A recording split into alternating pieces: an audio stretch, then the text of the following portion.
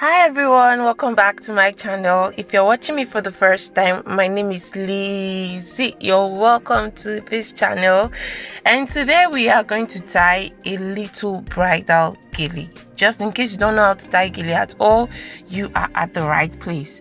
So the first thing we're going to do is to fold the edges of the gele. So I'm going to use my green gele to tie this particular bridal gele today, and it's actually big. It has about 5 layers on it, so I'm going to fold the edges of the gele just so that place is not untidy, just so that it's not rough and it looks neat. And I'm going to make about 5 pleats, and this is how I would make my pleats.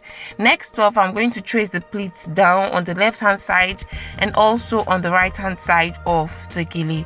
So make sure that you are holding it at the middle so that everything does not unravel if you are tying on a model or if you're tying on a mannequin. So I'm going to trace the pleats like this just so that my pleats are neat and properly made. Next off, I'm going to turn the mannequin all over to the back just so that I can make the switch at the back. So one hand should stay on top at the back while the other hand should go under. So I'm going to open the gele at the back like this. Place one hand on top of the other one, so one hand stays on top while the other hand stays under. Next off, I'm going to move the mannequin, turn it all over to the front.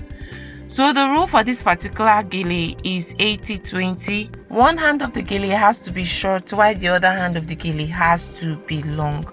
So right now I'm going to pick the longer hand of the gele and then start making pleats. So I'll be making the pleats on top of each other. So the initial one we made, the pleats were behind each other, which is the base gele, and we made sure that the pleats are neat. So right now I am going to make these pleats, and I am just going to place each and every one of the pleats on top of each other. I'm just going to trace it from the neck. Make sure that you are tracing your pleats from the neck. So I'm tracing my pleats from the neck to the middle of the mannequin. I'll keep doing that until I reach the end of the gele. So trace your pleats. Make sure that you have that round formation from the neck and towards the middle of the mannequin, which is the head of the mannequin.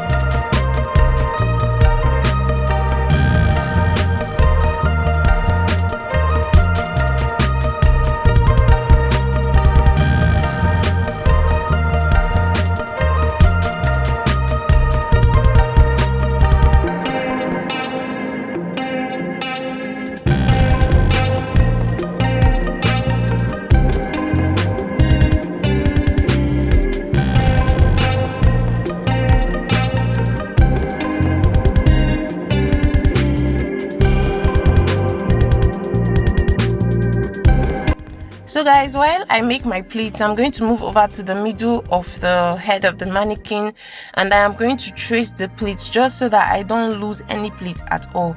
So I'll move over to the other side of the mannequin and trace the pleats properly while I make my pleats. So right now I'm going to continue arranging the formation because I want it to be really rounded and I want it to really look good.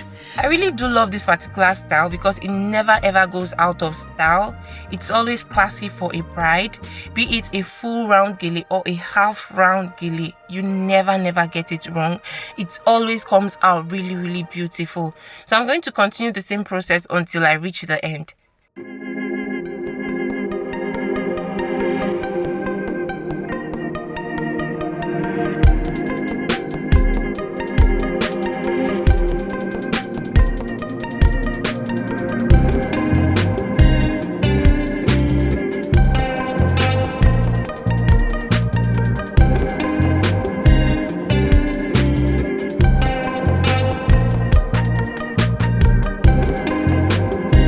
And right now I'm going to move over to the other side just so that you guys can see it properly, and I am going to keep tracing the pleats until I reach the other side of her neck.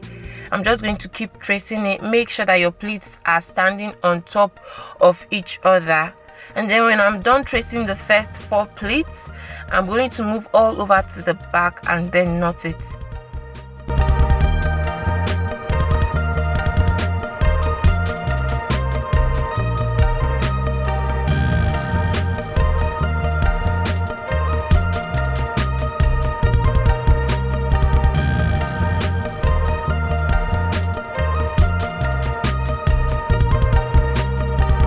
So guys, this is how I'm going to knot it. I'm going to place my hand in between one of the hands of the gilly like this, just in between. Open it a little bit and place one of my hands in between one of the hands of the gilly like this, and then place my hand in between the other hand of the gilly just the same way, and then I am going to knot it like this. If you're tying on a model or your client, you can ask them to hold the front of the gilly just so that everything does not unravel and so that it stays intact. So I'm going to make sure that the gilly is as firm as possible while I go ahead to knot it the second time. So I'll come over to the front right now and basically just arrange the pleats properly. This is what your pleats are going to look like. So on one side of the gilly, I'm going to make quick ruffles. This is not going to take your time at all. Just make quick ruffles just so that you can beautify the gilly as well. I actually want it to be conventional and unconventional gilly. What I mean by conventional is the previous styles that we've all known, like the fan gilly and the round gilly, ayaba, rose, and all of that. And what I mean by unconventional is the new trending styles that we have, which are the ruffles and so many other styles that we have that are trending right now. So I'm going to make it conventional on one side and unconventional on the other side, which are the ruffles that I am making on one side and then the round pleats that I am making on the other side as well. So I'm going to just start making my ruffles at this point, just a few ruffles, just so that I can beautify the gilly better than the way it already looks. I mean, if you want to just use a half round gilly, or if you want to go ahead to just make round pleats, fine, good. But for me, I'm just going to go ahead to make ruffles.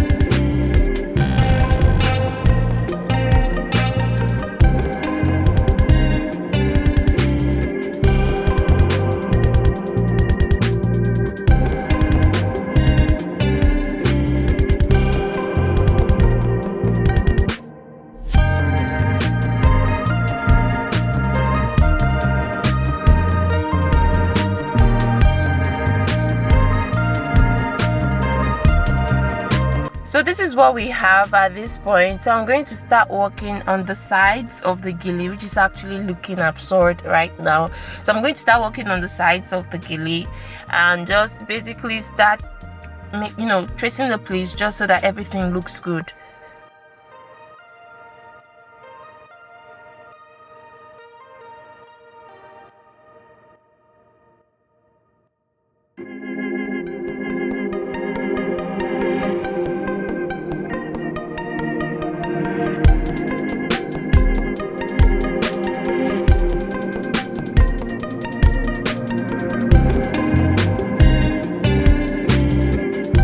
So I'm basically done with arranging everything at the front. This style is actually really not difficult. If you take your time and do it well, you'll see really nice results. So I'm going to move over to the back right now, and I'm going to close the back of the gele. You could actually open the back or close it, whatever works for you guys. So I'm just quickly going to close the back of the gele like this by twisting it and then pinning the places that I really need to pin, the places that I want to be covered and the places that I want to be secured. So I'm just going to pin everything to make sure that everything looks good at the back and very nice.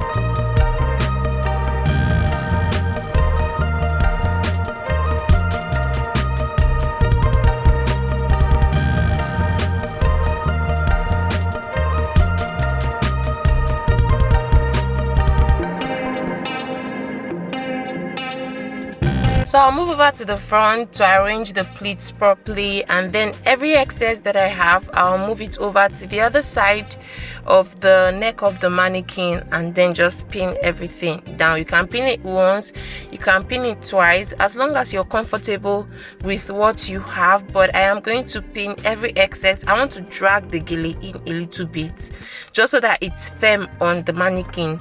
So I'm going to pin every excess on the other side of the neck of the mannequin. So this is it, guys. This is what we have right now. Thank you guys so much for watching this video. I do hope that it was helpful. If it was, please don't forget to hit the subscribe button, guys. Subscribe to your girl, like and share if this video has helped you in any way. I love you guys so much, and if you've not turned on your notification button, please do that so that each time I post you get a notification and you'll be the first to know. Thank you guys for watching, and I will see you all in my next video. Bye.